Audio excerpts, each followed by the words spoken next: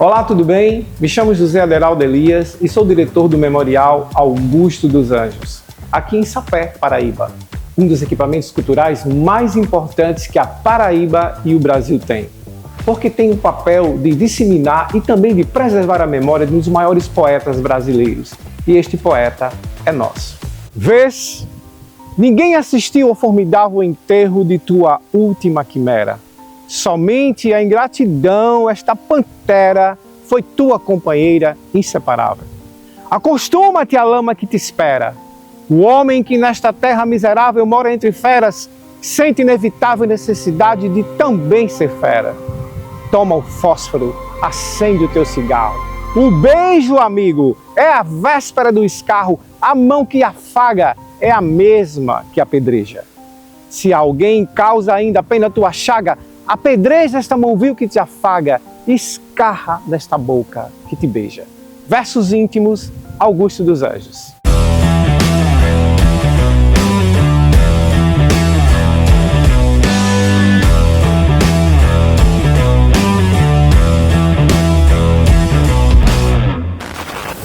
Meu amigo Tops. A Paraíba como você nunca viu. Dentre as curiosidades que cercam a vida do poeta Augusto dos Anjos, existe uma em especial. Aliás, não é nenhuma curiosidade, é uma dúvida. Augusto dos Anjos é Cruz do Espírito Santense ou é sapense? Afinal de contas, qual é a verdadeira cidadania do poeta? É o seguinte, na época que o poeta nasceu, em 20 de abril de 1884, existia um lugarzinho chamado Vila do Espírito Santo, que hoje é conhecido como Cruz do Espírito Santo, nosso município vizinho. E na época, esta vila estava agregada ao município de Pedras de Fogo, já foi agregada a Pilar, entre outros. Então, na época que o poeta nasceu, ele poderia ter sido considerado um cidadão Cruz do Espírito Santense, atualmente. Mas houve todo um processo aí de mudança de nomenclatura, de territórios.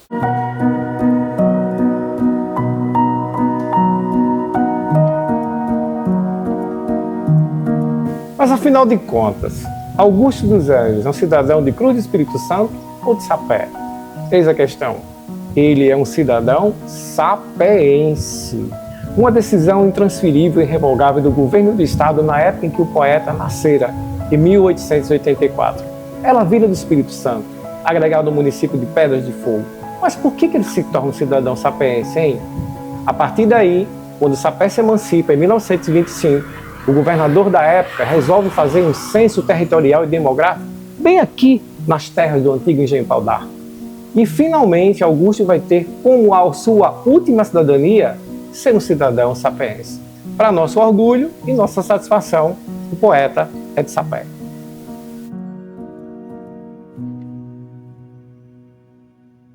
20 de abril de 1884.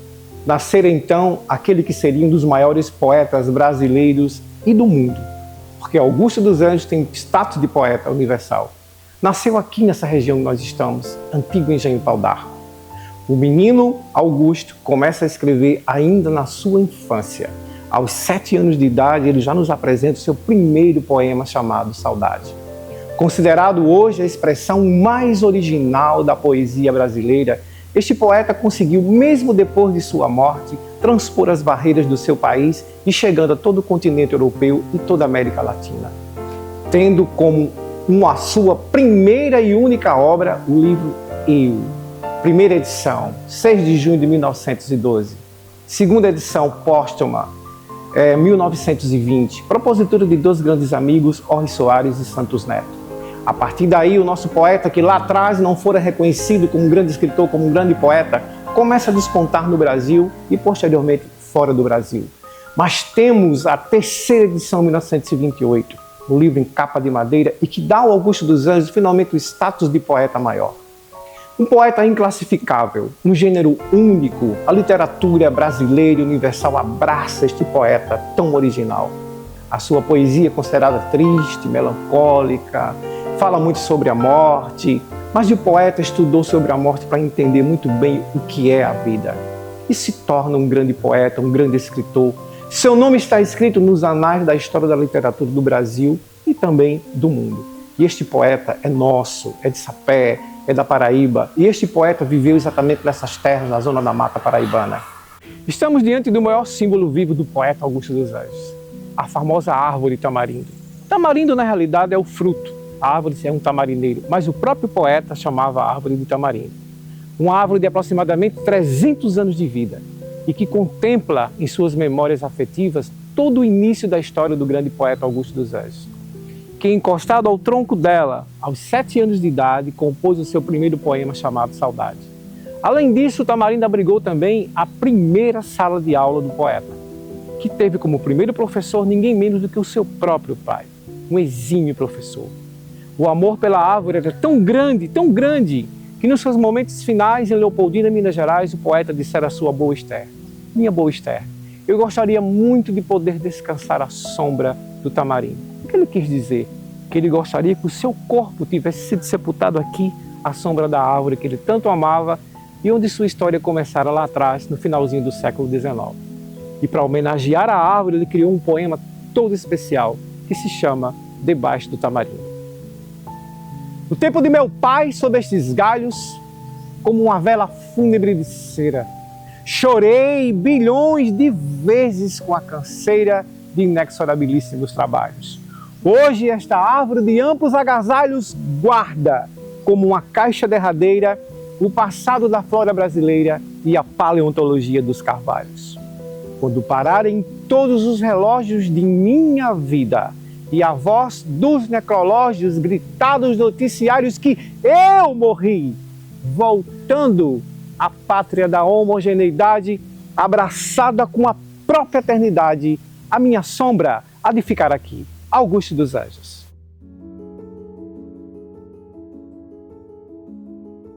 Estamos no Memorial Augusto dos Anjos, um dos equipamentos culturais mais importantes da Paraíba. E antes de ser memorial, o que era esta casa? Esta casa é conhecida como a casa da ama de leito do poeta Augusto dos Anjos, a famosa negra Guilhermina. Por que famosa negra? Porque imagine você uma negra que nasceu no período em que a escravidão era vigente, porém ela não era escrava. Nasceu na época da lei do ventre livre.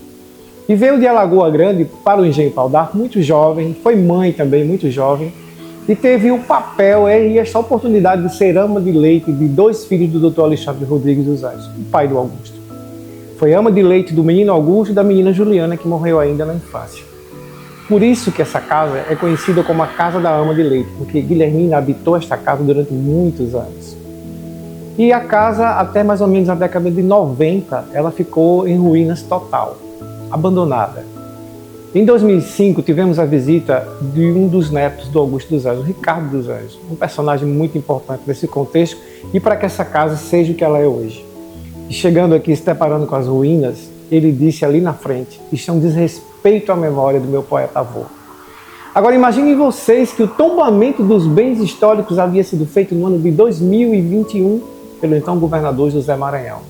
Mas de 2001 a 2005, nada tinha sido feito. A partir da fala revoltosa do Ricardo, no ano seguinte, o governo do estado da Paraíba promoveu uma revitalização da Casa da Ama, transformou em memorial e entregou a Paraíba ao Brasil e ao mundo. E nos orgulha muito ter esse espaço que respira e inspira poesia. Sem sombra de dúvida, um dos equipamentos culturais mais importantes que o Brasil tem. Mas eu também quero ressaltar a importância do Museu Espaço dos Anjos, em Leopoldina, Minas Gerais, que funciona na casa onde o poeta viveu os seus últimos 5 meses de vida. E também é um espaço que todo brasileiro e todo paraibano em particular, se tiver a oportunidade, precisa conhecer. Vocês vão encontrar lá a grande parte das memórias, os momentos finais do poeta. O livro Eu, a primeira edição, que nós estamos também pleiteando para o memorial, em breve teremos. Fotografias, documentos, utensílios. E é um lugar muito especial. Então, os amantes da literatura e de Augusto dos Anjos em particular, precisam ir a Minas Gerais, a Leopoldina, que é a terra que acolheu o nosso poeta. Leopoldina foi tão importante para Augusto dos Anjos que ele disse para Esther Fialho nos seus momentos finais: minha boa Esther, finalmente encontrei o meu Nirvana. E o que seria o Nirvana para o Augusto dos Anjos? Como estudioso das doutrinas reencarnacionistas e espiritualistas, a título do budismo e espiritismo, ele pegou essa palavra que no budismo é traduzida como sinônimo de paraíso. Então o que ele quis dizer? Finalmente encontrei o meu paraíso. Paraíso esse que materialmente durou muito pouco, mas que espiritualmente Augusto continua muito vivo em Leopoldina. Já existiram muitos movimentos de governadores paraibanos querendo transladar os restos mortais do Augusto para a Paraíba, mas existe um documento, uma declaração registrada em cartório, em 1977, assinada pelo Guilherme Glória dos Anjos, filhos do poeta, onde eles não permitem o translado dos restos mortais do pai para a Paraíba. Por quê? Porque depois de sua morte, Dona Estefialho voltou à Paraíba, foi ter com o governador Castro Pinto uma conversa no sentido de obter apoio para a família voltar à terra natal. Esse apoio chegou a ela? Não. Então ela ficou extremamente revoltada com isso e ela disse: nem os restos mortais do Augusto voltam para aquela terra. Então, para quem achava que foi o Augusto que não quis voltar nem depois de morto, ó, está enganado. Foi um decreto da sua viúva. E eu digo a vocês, Augusto está muito bem guardado lá. E lá ele deve ficar.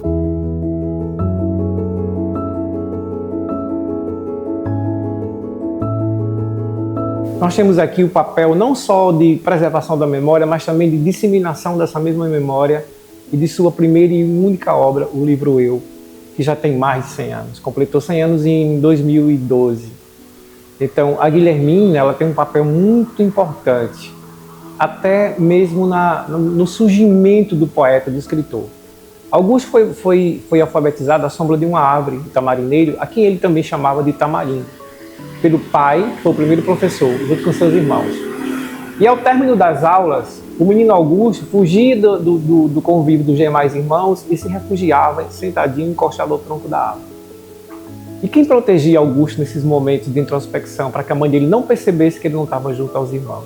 Guilhermina. Guilhermina constituiu com Augusto dos Anjos um relacionamento de mãe e filho. Então ele dizia: é minha mãe preta, é minha mãe do coração.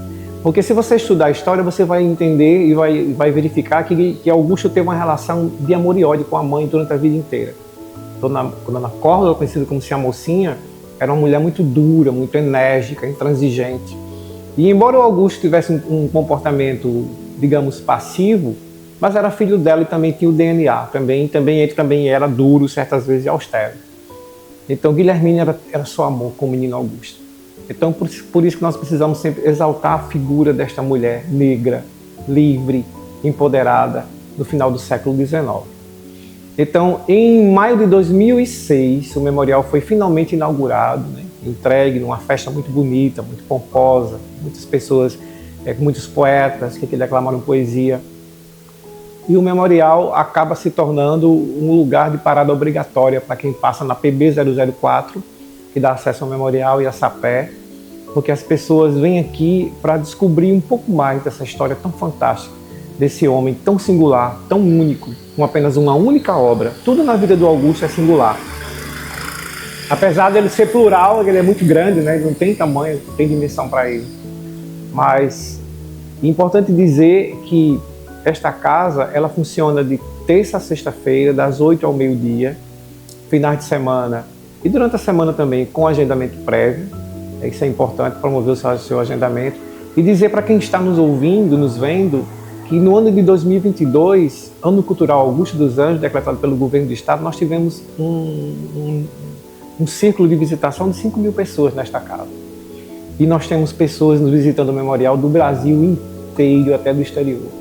Aí eu faço um convite especial aos paraibanos em particular, né?